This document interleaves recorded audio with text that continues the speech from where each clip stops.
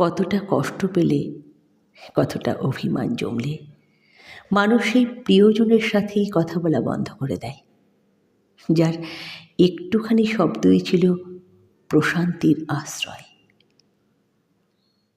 যার কণ্ঠস্বর শুনলেই মন শান্ত হয়ে যেত।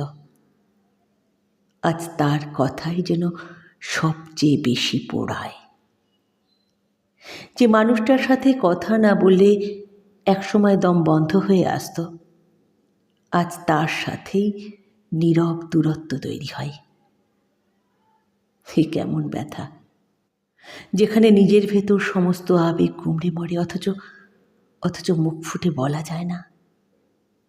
ভালোবাসার গভীরে কি এমনই এক অভিমান লুকিয়ে থাকে, যা এক সময় নীরবতাকেই ভাষা বানিয়ে ফেলে?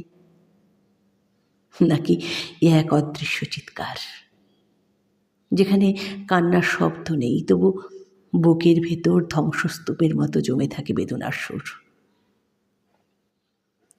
এই নীরবতা কি বিচ্ছেদের, নাকি ভালোবাসার আরেকটি রূপ, যেখানে প্রতিটি না বলা কথা এক একটি দীর্ঘশ্বাস হয়ে ফিরে আসে?